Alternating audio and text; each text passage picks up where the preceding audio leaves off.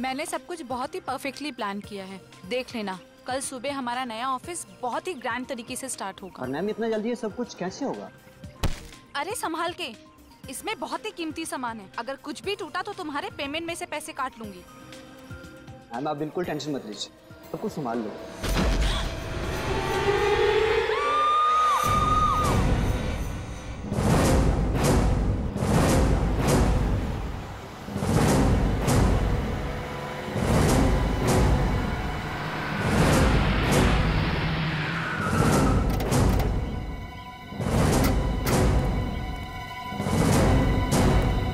Excuse me, एक minute.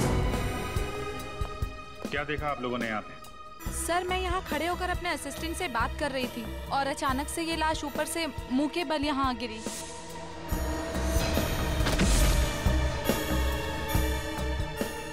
गोली चलने की आवाज सुनी आप लोगों ने? जी नहीं सर। चीखने चिल्लाने की? जी बिल्कुल भी नहीं। कौन है ये आदमी, आप लोग जानते हैं? नहीं सर। नहीं सर। ये यहाँ काम नहीं करता क्या? I don't think so. नहीं सर।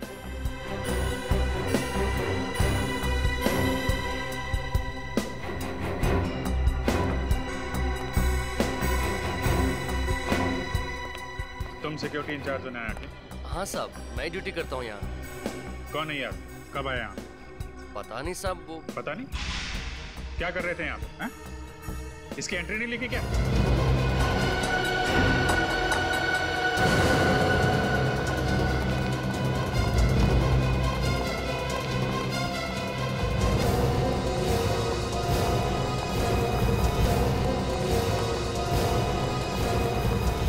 सर एक और लाश।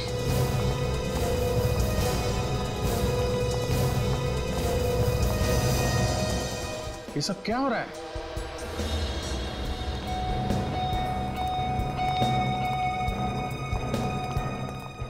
तीन लाशें। सर इसे भी गोली मारी है।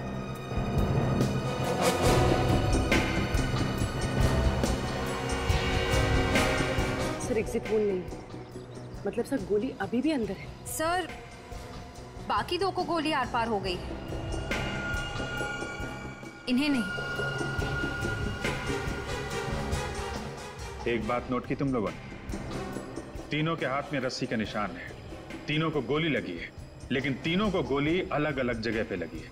जो आदमी नीचे पड़ा है उसको गोली सीने के निचले भाग पे लगी है, विजय जी को सीने के बीच में और इस आदमी को गले में।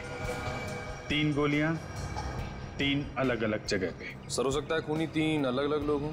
हो सकता है, मगर कितनी अजीब बात है, 3 खून हुए हैं यहाँ पे और किसी ने भी खूनी को देखा नहीं। इधर आओ। जी साहब। इन्हें पहचानते हो? साहब ये तो विक्रम जी हैं। विक्रम जी? कौन है ये? इनका ऑफिस नीचे ही है। नीचे ही ऑफिस? जी। निखिल इसके साथ जाओ और ऑफिस में से किसी को लेके आओ यहाँ पे। सर आइए।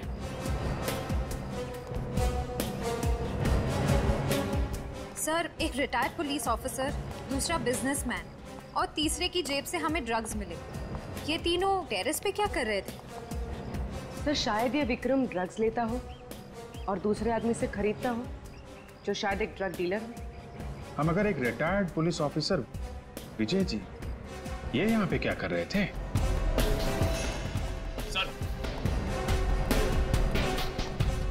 सर ये सुनील जी, विक्रम जी के मैनेजर। किसने मारा इन्हें? सर मुझे खुद भी झटका लगा जब मुझे सिक्योरिटी वाले ने बताया। आज ही ऑफिस आए थे? जी सर, इनफैक्ट विक्रम सर मेरे साथ ही मीटिंग में थे। जब ये आपके साथ मीटिंग में थे तो वो यहाँ कैसे पहुँचे? जी वो तकरीबन 1 बजे सिगरेट पीने के लिए ऊपर आए थे। ये सिगरेट पीने हमेशा यहीं पे आते थे? जी। अच्छा, जब ये निकले थे तो इनके साथ में कोई और आदमी था या अकेले थे? जी नहीं, कोई नहीं था। कोई भी नहीं था? नहीं। सर हो सकता है विक्रम जी ने दोनों को बुलाया हो ऊपर टेरिस पे। हाँ, मगर एक बिजनेसमैन को क्या काम आ पड़ा एक ड्रग वाले से और एक पुलिस वाले से? मुझे नहीं आना है। अरे क्या बचपना है फ्रेडी, चलो अंदर।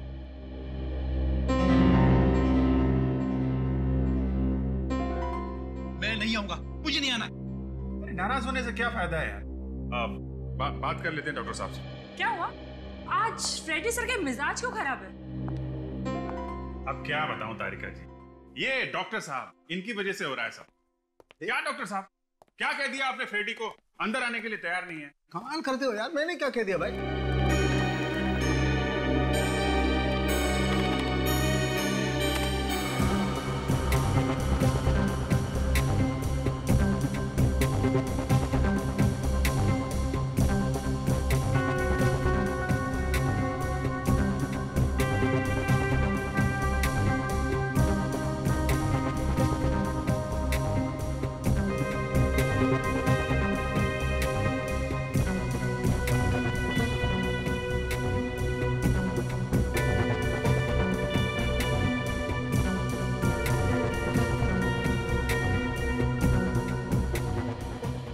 तीनों अपनी मौत को खींच रहे थे।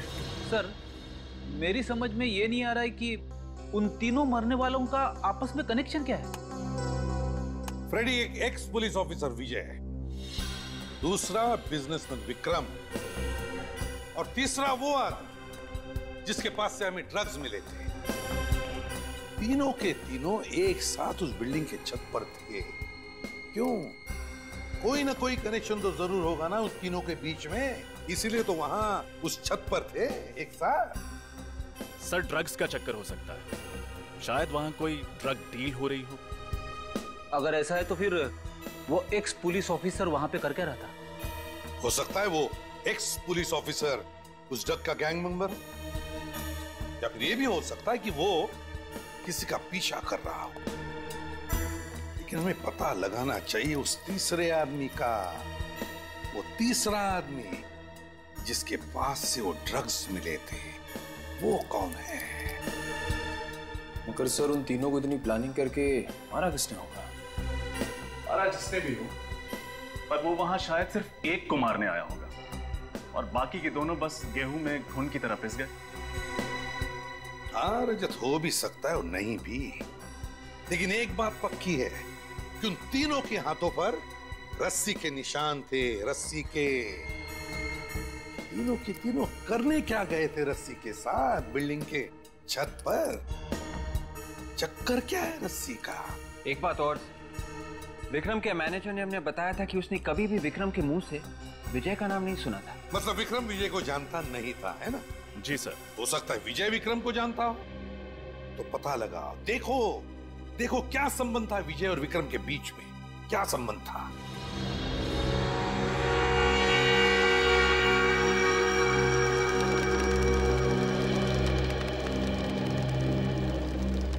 डॉक्टर सारुंखे ने बताया था कि पहले आदमी को खूनी ने 2-3 फीट की दूरी से गोली मारी है, और वो भी नीचे के एंगल से। पहले आदमी को सीने पे लगी, दूसरे को सीने पे ऊपर, और तीसरे को गले में लगी। इसका मतलब खूनी यहां से बाहर लटक रहा था। पर सर, कोई ऐसे हवा में से गोली कैसे चला सकता है? और भी उन तीनों के हाथ में रस्सी के निशान थे, तो शायद उन तीनों ने ये रस्सी पकड़ी होगी और खूनी उसी रस्सी के दूसरे सिरे पे नीचे लटका होगा। और सर, खूनी रस्सी से लटका क्यों होगा? और अगर लटका था तो वो तीनों रस्सी खींच क्यों रहे थे? उसकी मदद क्यों कर रहे थे? शायद उन्हें मालूम नहीं होगा कि नीचे लटका हुआ आदमी खूनी है और उनकी जान लेने वाला है। उसने मदद मांगने के बहाने से इन तीनों को यहाँ बुलाया और नीचे लटक के उनको गोली मार दी। लेकिन सर, उसने बिल्डिंग से लटकने के लिए वजह क्या बताई होगी? बिल्डिंग से बाहर लटकने की क्या वजह हो सकती है? बिल्डिंग से कौन आदमी बाहर निकले? वही जो साफ सफाई का काम कर रहा हो, बिल्डिंग का काम कर रहा हो, या फिर पेंटिंग का काम कर रहा हो। शोभा जी, क्या विजय जी किसी बात को लेकर परेशान थे? जी ऐसी तो कोई बात नहीं है, हाँ, मगर अपने पुराने केस को लेकर थोड़ा एक्साइटेड थे। एक्साइट थे? किस केस को लेकर? जी ये तो मुझे पता नहीं, क्योंकि काम की बातें वो मेरे साथ डिस्कस नहीं करते थे। जी, विजय जी किसी विक्रम नाम के आदमी को जानते थे? ये नाम तो मैंने उनके मुंह से कभी नहीं सुना। कल घर से निकलने से पहले उन्होंने कुछ कहा था आपको, या फिर बताया हो कि वो कहाँ जा रहे हैं? जी बताया तो कुछ नहीं, लेकिन हाँ, निकलने से पहले एक फोन आया था। फोन मोबाइल पे आया था या लैंडलाइन पे? जी वो लैंडलाइन पर। ये फोन कितने बजे आया होगा? यही 12 साढ़े 12 के करीब। फ्रेडी चेक करो, देखो 12 से 12:30 के बीच किस नंबर से फोन आया था।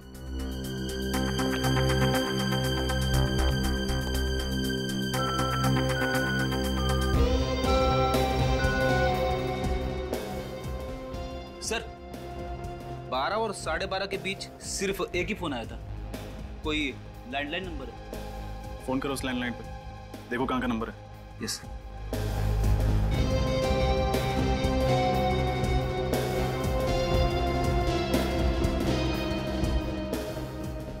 हेलो, हाँ अब कहाँ का नंबर है ये?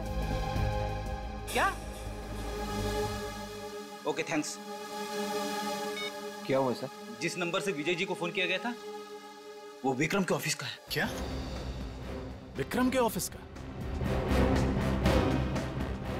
विक्रम के ऑफिस से किसने फोन किया होगा और क्यों?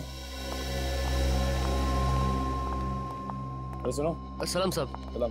अच्छा, इस बिल्डिंग में कल कुछ काम चला था, पेंटिंग का, वेल्डिंग का या साफ सफाई का? हाँ साहब, वेल्डिंग का काम चल रहा था। कहाँ पर? 7वें माले पर विक्रम जी का ऑफिस है ना, उसके विंडो के बाहर काम चल रहा था। अच्छा, ये वेल्डर छत से लटक के काम कर रहा था? हाँ साहब, लटक के काम कर रहा था। नाम क्या है उसका? रहता कहाँ? सर पता नहीं किसने फोन किया, हम तो किसी विजय नाम के आदमी को जानते भी नहीं है। शायद विक्रम ने फोन किया हो। मगर विक्रम सर क्यों फोन करेंगे जब वो किसी विजय नाम के आदमी को जानते ही नहीं थे? हेलो सर, मैं रोहित, विक्रम का छोटा भाई। मिस्टर रोहित, आपके भाई विक्रम ने कभी आपके सामने विजय नाम के किसी आदमी का जिक्र किया था? नहीं सर, बिल्कुल नहीं। आपका भाई ड्रग्स लेता था? ड्रग्स तो लेता था सर, लेकिन ये बात 1 साल पुरानी है। 1 साल पुरानी बात? मतलब? दरअसल 1 साल पहले एक हादसे की वजह से भाई ने ड्रग्स लेना छोड़ दिया था। हादसा? कैसा हादसा? एक प्लेन क्रैश हुआ था और उसमें भाई भी था। किस्मत अच्छी थी कि उसमें से 2 लोग बच निकले, एक भाई और एक औरत। एक्चुअली सर, जिंदगी ने विक्रम सर को एक और मौका दिया। वो ये मौका हाथ से गंवाना नहीं चाहते थे, इसलिए उन्होंने शराब और ड्रग्स को हमेशा हमेशा के लिए छोड़ दिया था। अगर विक्रम सचमुच में बदल गया था, उसने ड्रग्स भी छोड़ दी थी, तो वो ड्रग्स वाले आदमी के साथ छत पे क्या कर रहा था?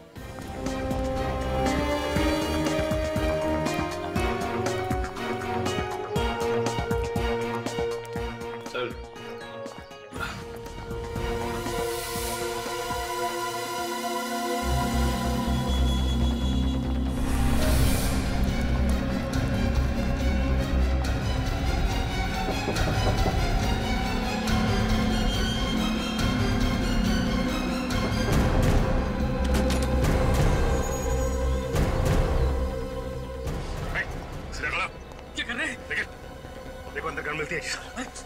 कौन है आप लोग? हम लोग सीआईडी से। सीधा खड़ा रहे। लेकिन मैंने क्या है? अभी पता चल जाएगा। तिगड़ी स्क्वायर बिल्डिंग में तो वेल्डिंग का काम करने गया था ना? जी, मैं ही गया था 7th फ्लोर पे। लेकिन मैंने क्या है? खून किया है तूने? खून? हाँ, 3 लोगों का खून किया है तूने। नहीं साहब, मेरा विश्वास कीजिए, मैंने कोई खून नहीं किया। देख, झूठ मत बोल, सच सच बता। अरे साहब, मैं क्यों झूठ बोलूंगा? मैं तो दोपहर 1 बजे खाना खाने गया था और जब लौट के वापस आया तो गार्ड ने कहा कि अंदर मत जाओ, खून हो गया है, काम मत करो, जाओ। बसने के बाद हर अपराधी ऐसे ही कहता है। सच तो ये है कि तूने उन तीनों का खून किया और वहाँ से भाग गया। नहीं मैडम, मेरा विश्वास कीजिए, मैंने कोई खून नहीं किया है। फिर एंट्री बुक में बाहर जाने का टाइम क्यों नहीं लिखा? मैं जल्दी में निकल गया था और वैसे भी खाना खाने के बाद वापस काम पे ही आना था, इसीलिए मैंने साइन नहीं किए। अच्छा, आप ये बताइए, कल विक्रम से मिलने कौन कौन आए थे? सर, रोज की तरह कल भी 10-12 मीटिंग्स थी उनकी। कोई खास बात उन मीटिंग्स के बारे में? वैसे तो कोई खास बात नहीं थी, लेकिन बहुत दिनों बाद कल ध्रुव सर आए थे। ये ध्रुव कौन है? सर, ध्रुव भाई का x business partner. X business partner? हाँ सर, दरअसल 1 साल पहले भाई से उसने पार्टनरशिप तोड़ दी थी। क्यों? सर, ध्रुव पाई के लिए मोहताज हो गया था और उसे लगता था कि इसकी वजह विक्रम है, जिसने सारा पैसा अपने नाम कर लिया। सर, उस वक्त ध्रुव सर ने विक्रम सर को जान से मारने की धमकी भी दी थी। कहाँ मिलेगा ये ध्रुव? सर, घर के अंदर कोई गन नहीं मिली। साहब मेरा विश्वास कीजिए, मैंने कुछ भी नहीं किया है। अगर तुमने कुछ नहीं किया तो फिर खूनी ने तुम्हारा ही भट्टा और तुम्हारी रस्सी कैसे इस्तेमाल की? सर ये सब मुझे नहीं मालूम, लेकिन खून मैंने नहीं किया है साहब, मैंने खून नहीं किया। एक बात बताओ, जब तुम वहाँ पे काम कर रहे थे तब तुमने किसी ऐसे आदमी को देखा जो तुम पे नजर रख रहा हो, खास करके उस समय जब तुम छत के आसपास रहे हो? नहीं साहब। अगर ये सच कह रहा है तो इसका मतलब यह है कि इसके जाने के बाद 1 बजे खूनी वहां पे आया और इसी की रस्सी और इसी का फट्टा इस्तेमाल किया और इसके आने से पहले खून करके वहां से निकल गया। अच्छा, तुमने वहाँ कुछ ऐसा देखा या सुना तो तुम्हें अजीब सा लगा? मैडम 7th फ्लोर की खिड़की के बाहर में वेल्डिंग कर रहा था कि मुझे अचानक अंदर से कुछ गिरने की आवाज आई। ऐसा लगा कुछ गिर के टूट गया हो, और शायद वहां पर कुछ लोगों के लड़ाई झगड़े की भी आवाज आ रही थी, मगर वो लोग किस बारे में बात कर रहे थे, क्या बोल रहे थे, ये मेरी कुछ भी समझ में नहीं आया। अच्छा, ये सब हुआ कितने बजे? सर यही करीब 11 साढ़े 11 बजे। 11 साढ़े 11 बजे? अच्छा ये बताओ कि कल 11 साढ़े 11 के बीच तुम विक्रम के ऑफिस में गए थे? हाँ गया था। क्यों? कुछ काम था। वही तो पूछ रहा हूँ, क्या काम था? आप लोगों को इससे क्या लेना देना है? लेना देना है मिस्टर, इसीलिए तो पूछ रहा हूँ, क्या काम था? आप लोग तो दादागिरी कर रहे हैं मेरे साथ। ये दादागिरी नहीं मिस्टर ध्रुव, शराफत से पूछ रहे हैं, बता दीजिए। कुछ पर्सनल काम था। देखिए, ये घुमा फिरा के बातें करना बंद कीजिए और शराफत से वो बताइए जो हम पूछ रहे हैं, क्योंकि अगर हम दादागिरी पे उतर आए ना तो तोते की तरह बोलना शुरू कर देंगे आप।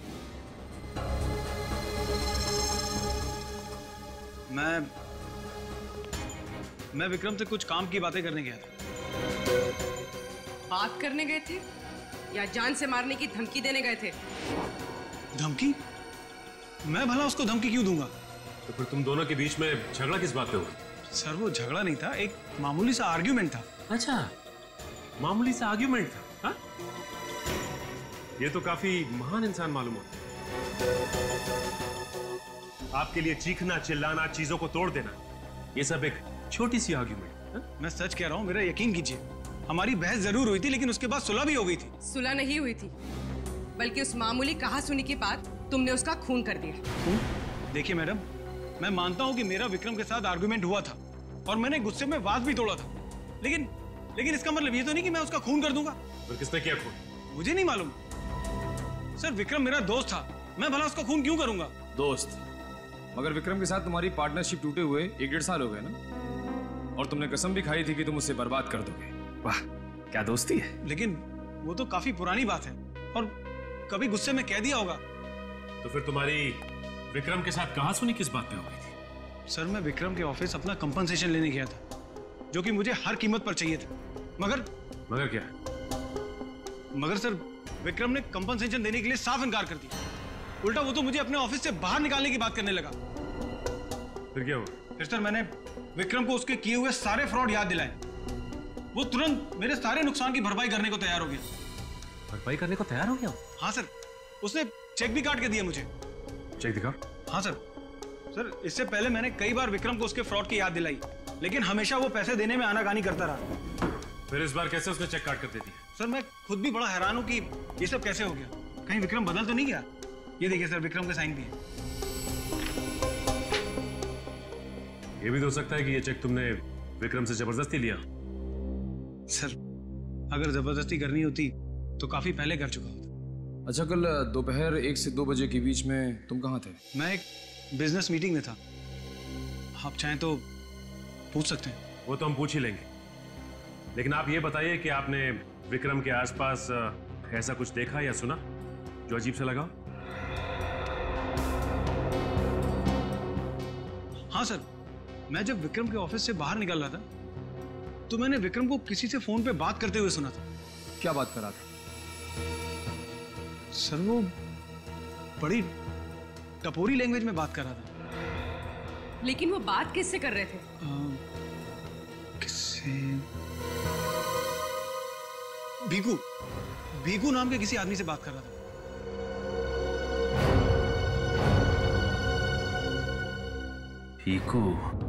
सर मैंने ध्रुव का बयान क्रॉस चेक किया, वो सच कह रहा है। 1 और 2 बजे के बीच में वो अपने ऑफिस में एक बिजनेस मीटिंग ही अटेंड कर रहा था। मतलब विक्रम का जब खून हुआ तब ध्रुव अपने ऑफिस में बिजनेस मीटिंग अटेंड कर रहा था।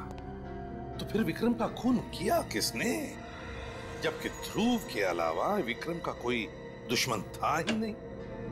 सर आर्यन, क्या पता चला भीखू के बारे में? सर, ये भीखू कुछ साल पहले तक अपने एरिया का मंझा हुआ गुंडा था, छोटे मोटे क्राइम्स करता था।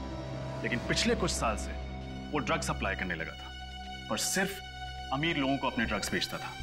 अच्छा, एक और ड्रग डीलर? सर, जब मैंने भीखू की सारी डिटेल्स निकाली मुझे एक झटका लगा। कैसा झटका? सर, भीखू के फिंगरप्रिंट्स उस तीसरी लाश से मैच करते हैं। वो लाश जिसके पॉकेट में हमें ड्रग्स मिले। भीखू के फिंगरप्रिंट्स उस तीसरी लाश के साथ मैच करते हैं, तो इसका मतलब है वो लाश भीखू की है। भीखू की। तो फिर ये भीखू कर क्या रहा था विजय और विक्रम के साथ उस बिल्डिंग के छत पर? ये नहीं हो सकता। मेरे पति की मौत नहीं हो सकती। वो नहीं मर सकते। ये ये संभालिए अपने आप को, हिम्मत रखिए। ये लीजिए, पानी पीजिए।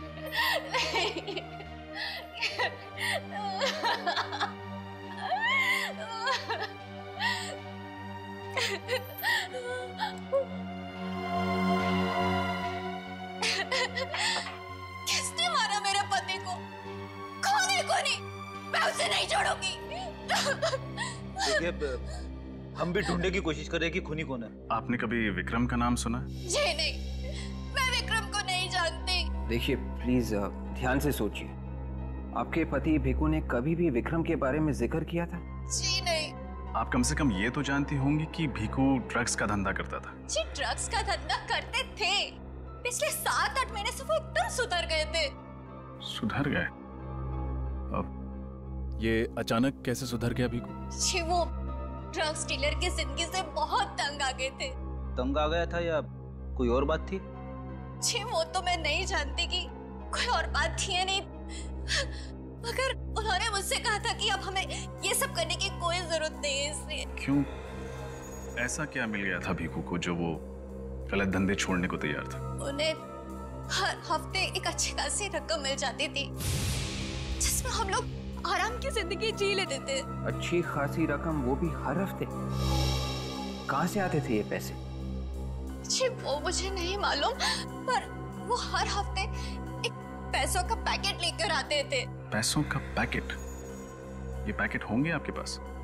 जी। जरा दिखाएंगे कैसे हैं ये पैकेट? जी। भीखू जैसे आदमी को अचानक इतने सारे पैसे मिलना, कहीं ऐसा तो नहीं कि उसने ड्रग्स का धंधा छोड़ के कोई और गलत काम शुरू कर दिया हो सकता है विवेक, चोर चोरी से जाए, हेरा फेरी से नहीं।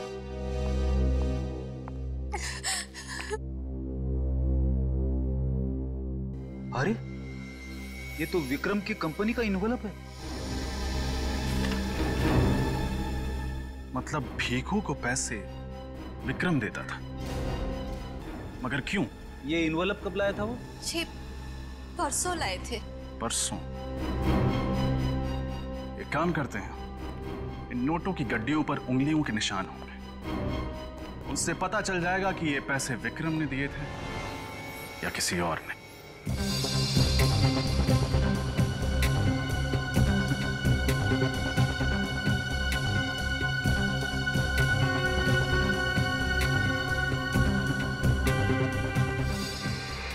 ये क्या? नोटों के बंडलों के ऊपर रघु की उंगलियों के निशान? हाँ सर, मगर रघु की तो 1 साल पहले प्लेन क्रैश में मौत हो गई थी, तो फिर उसकी उंगलियों के निशान कहां से आए? वही तो फ्रेडी, वही तो। रघु की उंगलियों के निशान आए कैसे और कहां से? इसका एक ही मतलब हो सकता है कि उस प्लेन क्रैश में रघु की मौत हुई नहीं, रघु बच गया रघु। वरना एक दिन पहले लाए हुए नोटों के बंडलों पर उसकी उंगलियों के निशान आएंगे कहां से? रघु बच गया, उस प्लेन क्रैश में रघु बच गया, लेकिन उस प्लेन क्रैश में विक्रम भी तो था। उस प्लेन क्रैश में विक्रम भी तो था ना, वो भी तो बच गया था। हाँ सर, उस प्लेन क्रैश में 2 ही लोग बचे थे, एक औरत और दूसरा ये विक्रम। एग्जैक्टली वही तो। कैसे? मेरा तो दिमाग घूम गया सर। अब उस प्लेन क्रैश में सिर्फ एक आदमी बचा था। रघु अगर जिंदा था तो विक्रम की मौत हो जानी चाहिए थी ना। मगर सर विक्रम की लाश तो हमें उस बिल्डिंग की छत से मिली थी। सब समझ में आ रहा है, सब समझ में आ रहा है। वे एक काम करो, रघु की उंगलियों के निशान विक्रम की लाश की उंगलियों के निशान के साथ मैच करके देखो, सब साफ हो जाएगा। Yes sir. देखो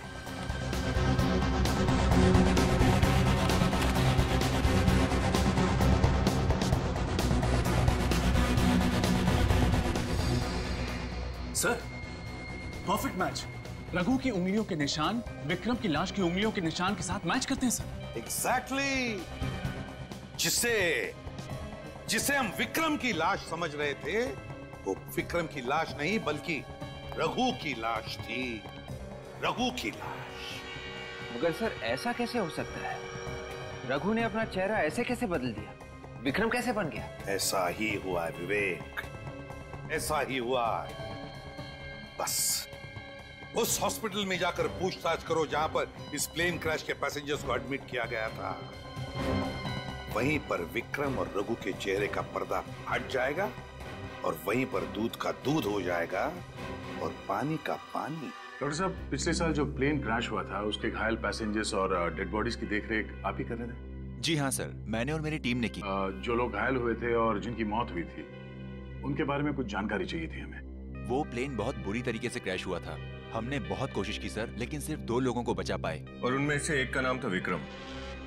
क्या आप हमें बता सकते हैं कि जब उस आदमी को यहाँ लाया गया तो वो किस हालत में था? जब उसे यहाँ लाया गया था उसकी हालत बहुत खराब थी। उसका शरीर बिल्कुल जल गया था, चेहरा तो बिल्कुल पहचान में नहीं आ रहा था। तो फिर आपने उनकी प्लास्टिक सर्जरी की? जी हाँ। डॉक्टर साहब, आपको इस बात का यकीन कैसे हुआ कि जिस आदमी का आप लोग प्लास्टिक सर्जरी कर रहे हैं वो विक्रम ही है?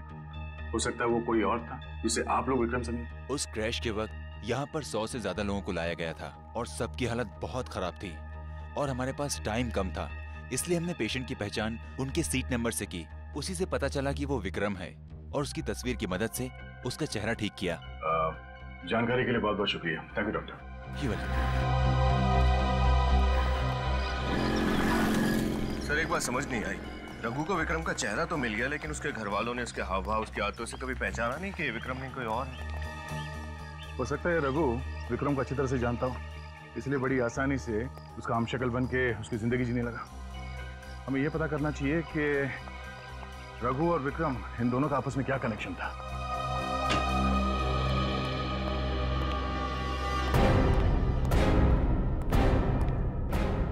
सर, हाँ, रघु और विक्रम एक दूसरे को जानते थे। क्या? यस सर, रघु एक गैंगस्टर था और विक्रम के बिजनेस के लिए छोटे मोटे गैर कानूनी काम करता था। और सर रघु की फ्लाइट की टिकट भी विक्रम की कंपनी ने बुक की थी। अच्छा, देखा किस्मत ने कैसे एक गैंगस्टर को बिजनेसमैन बना दिया। और मौके का फायदा उठाते हुए रघु चुपचाप विक्रम की जिंदगी जीने लगा। सर, रघु और भिखू भाई भाई थे, शायद इसलिए रघु ने भिखू को छत पे बुलाया होगा। मगर एक्स पुलिस ऑफिसर विजय को क्यों बुलाया होगा? सर, मैंने विजय के कुलीग से पता किया कि एक जमाने में रघु विजय का इन्फॉर्मर हुआ करता था। रघु विजय का इन्फॉर्मर हुआ करता था? बस, तो रघु ने विजय को बुला लिया होगा कुछ इन्फॉर्मेशन देने के लिए। सर और एक बात। वो क्या? अब तक हमें लग रहा था कि खूनी विक्रम को मारना चाहता था। सर ये भी तो हो सकता है कि खूनी को ऑलरेडी पता हो कि विक्रम नहीं रघु है और वो दरअसल रघु को मारना चाहता हो। मगर सर ऐसा कौन हो सकता है जो ये सब कर रहा है? सर, रघु को परसों रात किसी ने अपने घर में जाते हुए देखा है। लेकिन सर रघु अपने घर क्यों जाएगा? वो अगर वहां जाता है तो उसका पर्दाफाश नहीं हो जाएगा? लोगों को ये नहीं पता चल जाएगा कि वो विक्रम नहीं रघु है? रजत, जरूर इस रघु के घर में कोई ऐसी चीज छुपी हुई है जिसे मिलते ही रघु का पर्दाफाश हो सकता है। लेकिन क्या हो सकती है वो चीज? ढूंढो उस चीज को। अच्छी तरह से तलाशी लो रघु के घर की, तलाशी लो।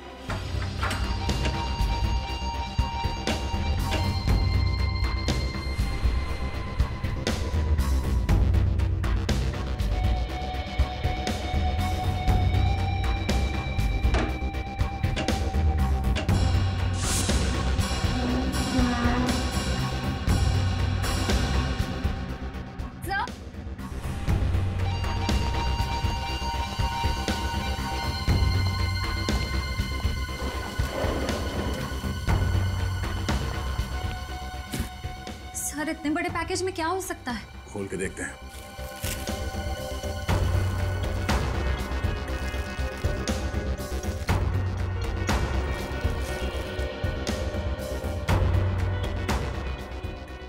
पेंटिंग्स, काफी महंगी पेंटिंग्स है ये। इतनी महंगी पेंटिंग्स ये रघु के पास कहाँ से आई?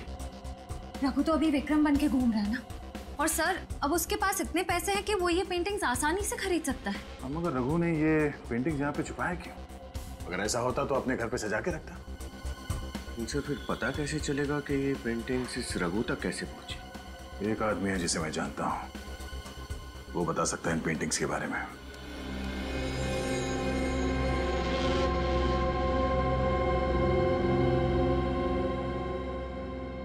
ये देखो, रॉको, एक बहुत ही महान इटालियन पेंटर जिसने ये पेंटिंग बनाई। अरे वाह सर, मुझे पता नहीं था आपकी पेंटिंग्स में इतनी दिलचस्पी है। हाँ, जब कभी टाइम मिल जाता है। वैसे ऐसा होता बहुत कम है, मेरे भी हॉबीज हैं। दया के पेंटिंग में इंटरेस्ट लेने का श्रेय थोड़ा बहुत मुझे भी जाता है। नमस्ते। नमस्ते। ये संजीव जी हैं, world art expert. Sanjeev ji, यही है वो पेंटिंग जिसके बारे में मैंने आपसे बात की। हाँ जी, तो बड़ी कीमती पेंटिंग्स है। इसको रशिया के पेंटर मैरो सामा ने बनाई थी। इनकी कीमत तो करोड़ों में है। इन पेंटिंग्स को लंदन के साउथ में ऑक्शन में बेचा गया था और मैं वहाँ था। आप बता सकते हैं कि ये पेंटिंग्स किसके नाम पे खरीदी गई थी? इनको खरीदने वाला और कोई नहीं, इंडिया के मशहूर आर्ट कलेक्टर यशवंत जी थे। सर ये यशवंत जी विक्रम के मामा हैं। यशवंत विक्रम के मामा हैं? और संजीव जी, आपने ये क्यों कहा कि यशवंत आर्ट कलेक्टर थे? क्योंकि थे, अब नहीं है। आज से 3 साल पहले आर्म रॉबरी में उनको मार दिया गया था और उनका सारा कलेक्शन लूट के ले गए थे। अगर उनका सारा आर्ट कलेक्शन लूट लिया गया तो फिर ये पेंटिंग्स रघु को कहां से मिली?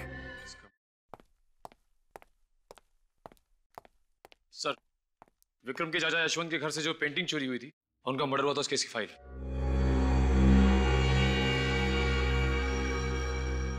अरे ये क्या हुआ सर?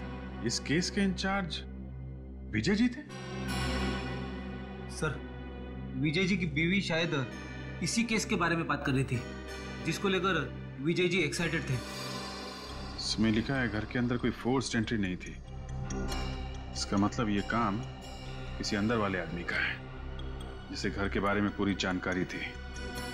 इस पर यशवंत जी को पूरा भरोसा था, अच्छी तरीके से पहचानते थे उसे। मगर सर वो आदमी कौन था जिस पे विजय जी को शक था? मजेदार बात यह है कि उसका नाम विक्रम है। विक्रम पे शक था? हाँ, विक्रम पे शक था, मगर सबूत न मिलने की वजह से ये केस पेंडिंग पड़ा हुआ था। सर, एक बात समझ में नहीं आ रही कि रघु और विक्रम, इसने विजय जी को क्यों बुलवाया और वो ये पेंडिंग केस क्यों खुलवाना चाहता था, जबकि वो अच्छी तरह से जानता था कि अगर ये पेंडिंग केस खुल गया तो वो फंस जाएगा, क्योंकि दुनिया की नजरों में वो विक्रम है। इसका मतलब रघु को पता चल गया था कि असली खूनी कौन है। यशवंत जी का खून किसने किया और किसने वो पेंटिंग चुराई। वो चाहता था कि असली खूनी पकड़ा जाए, जिसकी वजह से विक्रम का नाम इस केस से साफ हो जाए। रघु बाकी की जिंदगी आराम से गुजार सके विक्रम बनके। सर, यशवंत जी का खून किसने किया? वो पेंटिंग किसने चुराई? कोई ऐसा आदमी जिसे मालूम था कि विक्रम विक्रम नहीं, रघु है। ओह डार्लिंग, अभी तक तुमने मुझे पहचाना ही नहीं। यू नो व्हाट, सांप का कांटा बच सकता है, बिच्छू का कांटा बच सकता है, लेकिन मेरा यू जस्ट डोंट वरी, तुम्हें घबराने की कोई जरूरत नहीं। और फिर तुम तो जान हो हमारी, सारे रास्ते साफ हो चुके हैं और अब जल्द ही तुम हमारी दुल्हन बनोगी और इस सारी जायदाद। सर आप यहाँ? हाँ, वो शादी का तोहफा देना था। तोहफा? कैसा तोहफा सर? खुद ही देख लो। सर ये तो वही पेंटिंग है जो मेरे मामा यशवंत के घर से चोरी हुई थी। हाँ, रघु के घर से मिली, उसी ने चुराई थी। Thank you sir. सर मेरे भाई के कातिल का पता चला? हाँ, पता चल भी गया है और नहीं भी। मतलब ये कि हम जानते हैं खूनी कौन है, पर हम चाहते हैं कि वो खुद ही सब कुछ उगल दे। कौन है सर? किसने मारा मेरे भाई को? शायद तुम। मैं भला अपने भाई का खून क्यों करूंगा सर? भाई को नहीं, रघु को तो मार ही सकते हो ना। अपने अंकल यशवंत को मार सकते हो।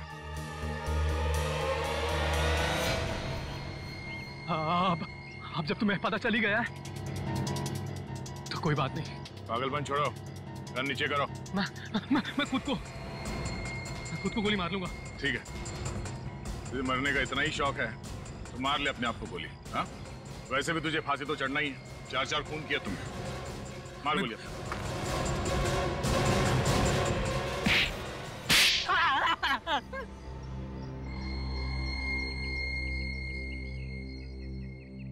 सर